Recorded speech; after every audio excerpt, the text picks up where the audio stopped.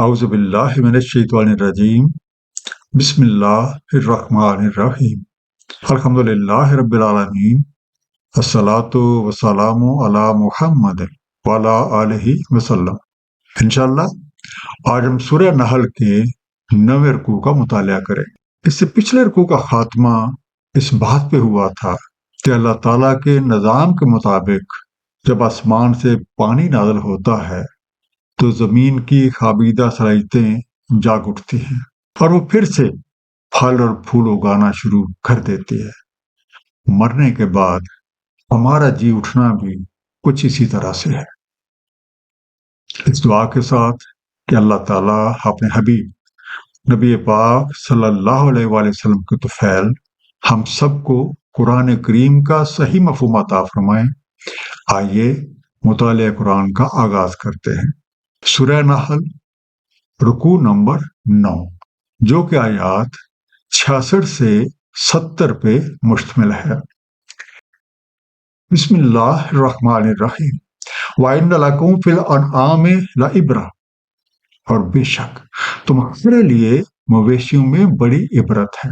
نُسْقِيكُم مِّمَّا فِي بُطُونِهِ مِن بَيْنِ فَرْثٍ وَدَمٍ، ہم پلاتے تمہیں اس میں سے جو ان کے پیٹ میں ہے، ہضم شدہ خوراک اور خون کے بیچ سے۔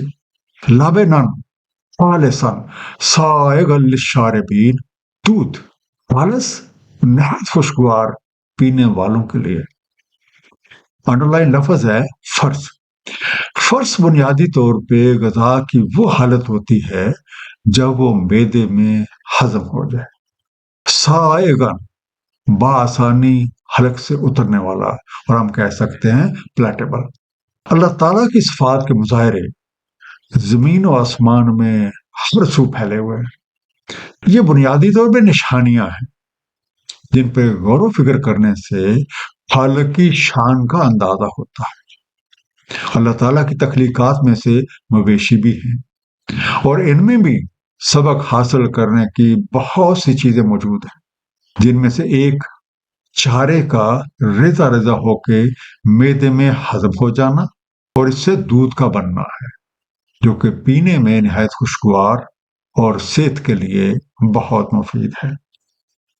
اس آیت پہ تفکر سے نظام ربی کی ایک بڑی حقیقت بے نقاب ہوتی ہے کہ کس طرح سے ایک چیز دوسری چیز میں ڈھل کر ایک نئے انداز میں سامنے آتی ہے، اور کس طرح ایک چیز اپنا وجود فنا کر کے دوسرے کے لیے زندگی کا باعث بنتی ہے۔ اس نظام میں ایثار کار فرما ہے، کیونکہ اگر غذا اپنا وجود فنا نہ کرے تو نہ ہی خون بنے گا اور نہ ہی دودھ۔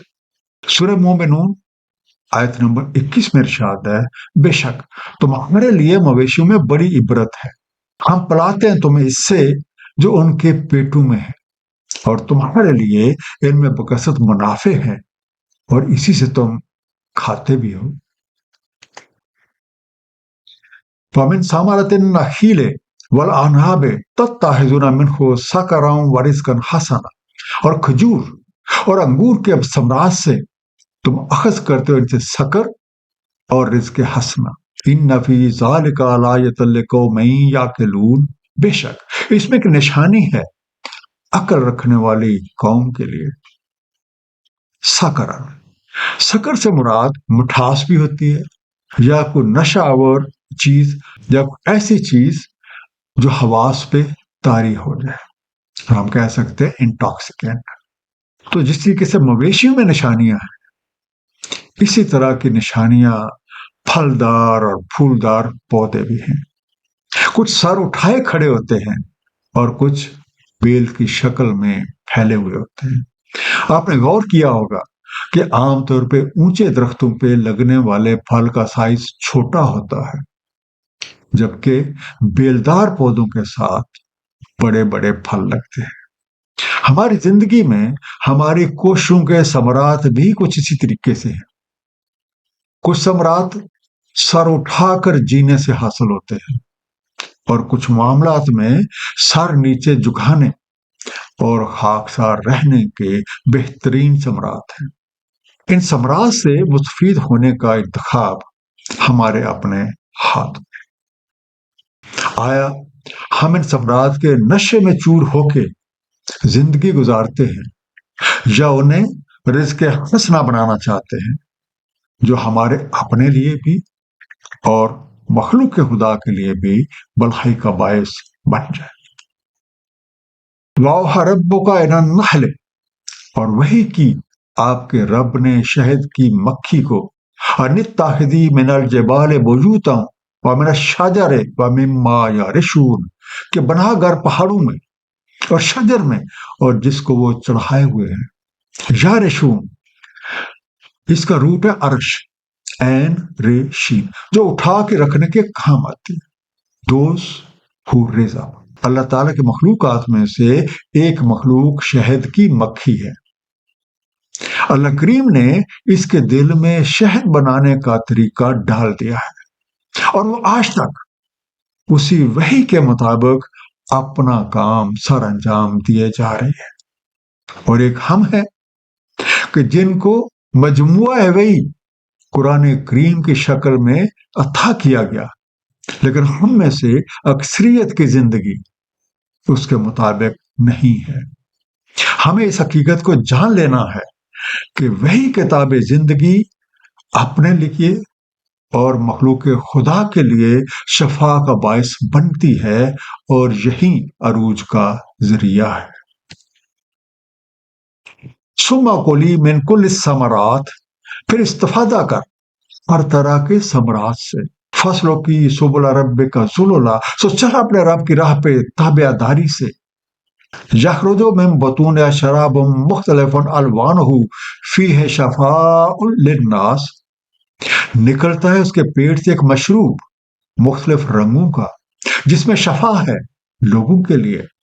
ان فی ذالک لآیۃ لقوم یتفکرون، بے شک اس میں ایک نشانی ہے تفکر کرنے والی قوم کے لیے۔ انڈرلائن لفظ ہے ذللا، ذلیل، مطیع فرمان، پست، ہمبل کی مکھی کو یہ طریقہ وہی کیا گیا کہ وہ ہر طرح کے پھولوں سے رس حاصل کرے، پہلے اس رس کو چوس کے اپنے اندر لے جائے اور پھر دوسرے لوگوں کو یہ مٹھاس مہیا کرے۔ شہد کی مکھی کے اندر ایسے سینسر لگے ہوئے ہیں جس کی وجہ سے وہ اچھے اور برے پھولوں کی پہچان رکھتی ہے اور مختلف اقسام کے پھولوں میں سے صرف اور صرف صحت مند اور تندرست پھولوں پہ ہی بیٹھتی ہے۔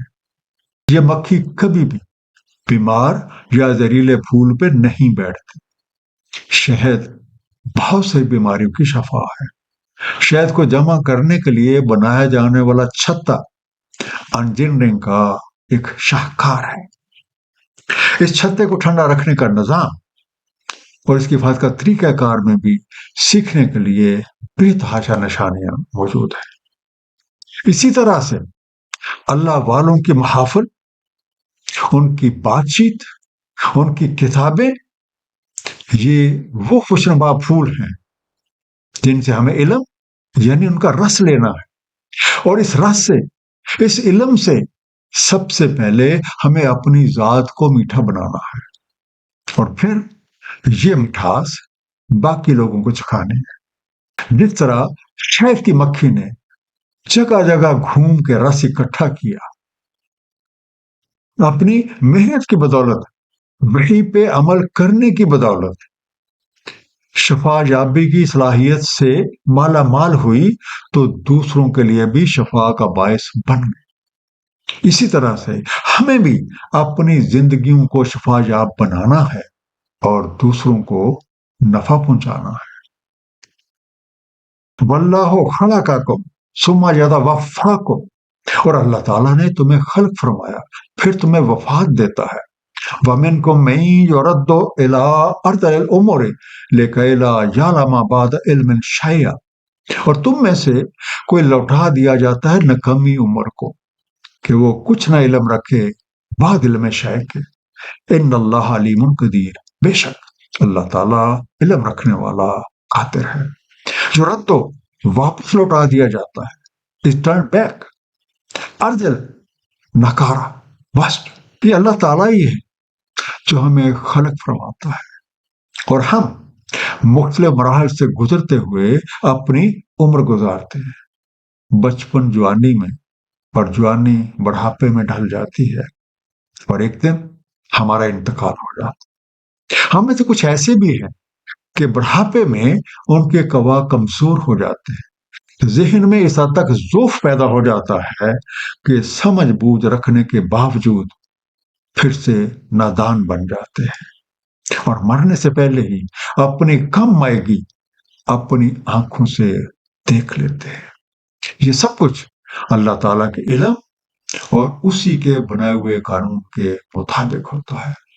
سورہ حج آیت نمبر 5 میں ارشاد ہے، اے لوگو، اگر تمہیں شبہ ہے بحث ہونے میں، ہم نے تمہیں خلق کیا خاک سے، پھر نطفہ سے، پھر علقہ سے، پھر مضغہ سے متشکل اور غیر متشکل، تاکہ ہم روشن کر دیں تمہارے لیے، اور ہم قرار دیتے ارحام میں جو ہم چاہتے ہیں ایک اجل مسمى تک، پھر ہم نکالتے ہیں تمہیں ایک بچہ سا، پھر کہ تم پہنچو اپنی جوانی کو، تم میں سے کچھ فوت ہو جاتے ہیں اور تم میں سے کچھ لوٹا دیے جاتے ہیں ناکامی عمر کو، اور وہ نہیں جانتا جاننے کے، اور تم دیکھتے ہو زمین کو مرجھائی پڑی، تو جب ہم نازل کر دیتے ہیں اس میں پانی تو وہ حرکت میں آ جاتی ہے، پھول اگتی ہے اور اگاتی ہے ہر طرح کے خوشنما چھوڑے۔ کاش ہمیں اپنی زندگی میں قانون قدرت کے مقابل اپنے کم مائگی اور بے حسیتی کا احساس ہو جائے، تاکہ ہم سمجھ جائیں اور قرآن کریم سے رہنمائی حاصل کریں اور نبی کریم صلی اللہ علیہ وآلہ وسلم کی سنت مبارکہ کے مطابق اپنی زندگیوں کو سنوار لیں۔ ایک مختصر خلاصہ اس رکوع کا، اللہ تعالیٰ کی تخلیقات میں سے مویشی بھی ہیں جن کے اندر پائے جانے والے نظام کار سے ہم بہت کچھ سیکھ سکتے ہیں۔ ان میں سے ایک چارے کا ہضم ہونا اور اس سے دودھ کا بننا ہے۔ تفکر کرنے سے یہ حقیقت سامنے آتی ہے کہ کس طرح سے اس کائنات میں ایک چیز اثار کر کے دوسرے کے لیے زندگی کا سبب بن رہی ہے۔ اسی اثار کی ایک مثال شہد کی مکھی ہے۔ جب اس نے جگہ جگہ گھوم کر رس اکٹھا کیا تو اپنے اثار کی بدولت شفا یابی کی صلاحیت سے مالا مال ہوئی اور دوسروں کے لیے شفا کا باعث بن گئی۔ اسی طرح ہمیں بھی اپنی زندگیوں کو شفا یاب بنانا ہے اور دوسروں کو نفع پہنچانا ہے۔ اللہ تعالیٰ ہمیں خود فرماتا ہے اور ہم مختلف مراحل سے گزرتے ہوئے اپنی عمر گزار کے ایک دوسرے جہان میں منتقل ہو جاتے ہیں۔ بڑھاپے میں پہنچ کے کچھ لوگوں کا ذہن اس حد تک کمزور ہو جاتا ہے کہ سمجھ بوجھ رکھنے کے باوجود پھر سے نادان ہو جاتے ہیں اور مرنے سے پہلے ہی اپنی کم مائگی کو اپنی آنکھوں سے دیکھ لیتے ہیں۔ اللہ تعالیٰ ہم سب کو قرآن کریم کو صحیح طور پہ سمجھنے اور اس پہ عمل کرنے کی توفیق عنایت فرمائے۔ صدق اللہ العلی العظیم، صلی اللہ تعالی علی حبیبہ محمد وآلہ وسلم۔